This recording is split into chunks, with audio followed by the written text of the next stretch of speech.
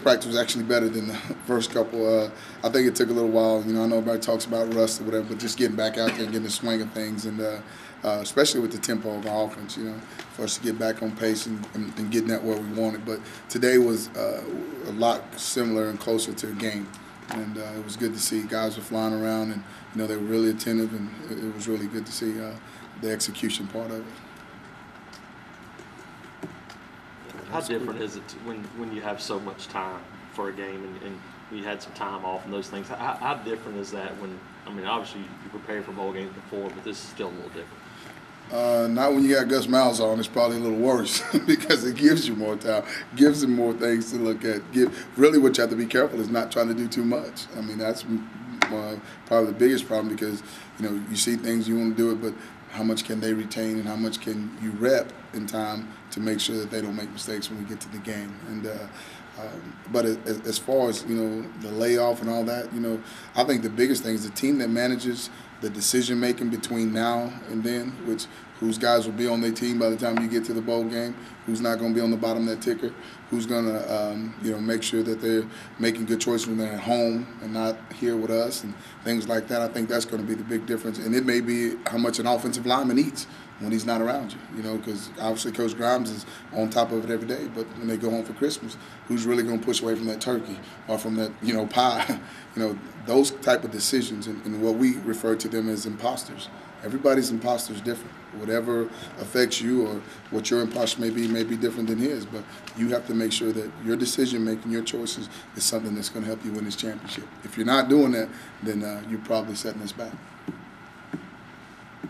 What kind of role does Cody play for you guys? I know what a good blocker he is out there. Right. He catches the ball well, too. The Alabama game, you saw some of the catches that he made. It really kept the chains moving. When we needed a spark, he gave us one. The best thing about Cody is, a lot of people don't understand his role because they say, he went from quarterback to wide receiver. And I try to explain to him, if you look at a rock wall, you see all the big stones. But what most people don't notice is those little stones hold those big stones together. And he's one of those little stones that keeps the whole thing together because he knows every position out there. And also his temperament when he works. And if you're not working like he thinks you should, I don't have to say a thing. He'll be the first one over there. So I think that leadership that he brings to the team just as much as his work habits. And, when Darvin caught the tip ball, if you look and see the guy that got ready to tip it, Cody got into him. And he wasn't able to intercept the ball because of the little thing that Cody Burns did. But Darvin got all the credit. But Cody really helped make that play by attacking that defensive back. Mike Dyer says Cody does impressions. Does he do impressions? He's really good. It's sickening. He got the mouths on. You would think it was Gus if you just closed your eyes and listen. But he's got Coach Chizzy. I'm sure he's got me too.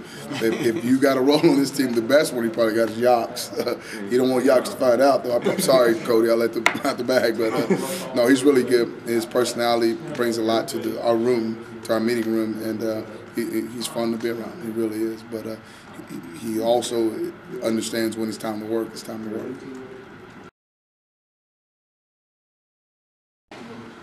When you turn tape on Oregon's offense, what stands out to you?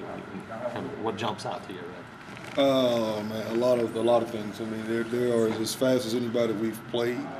In this conference, you think that everybody you play in the conference from LSU to Bama to Arkansas. I tell you what, they run the ball as good as anybody we've seen. And then the running back, 1 minute there's a hole about that small. He slices right through it. He don't need much space. This guy can be full speed going on the zone, outside, what we call outside zone, then put the brakes on and be vertical and be 0 to 100 in 3 steps. So it's going to create a lot of different problems for us because the quarterback is as good as athlete if he's faced. He kind of reminds you that kid at LSU. But they do some things that's going to create some challenges for us. So they like to fake and throw the quick screen, do some of those things outside. How much pressure does that put on the defense when they're able to run the football? Well, they're snapping the ball anywhere between every 11 and 13 seconds, somewhere in that bit. And if you throw quick screens out there, it becomes an east-west game. For linemen, that's it's critical because you get gassed. So they run you. Then all of a sudden, your eyes start looking in the backfield, and then guys are running down the field wide open. You see that every week, you know, from the time they played Stanford to Washington State. You just see guys running down the field wide open, and that's due to the pace, to the fatigue that teams are wearing down, and then just the eye discipline. So for us, it's, you know, we got to keep working that pace and really focus on what we're looking at. You said the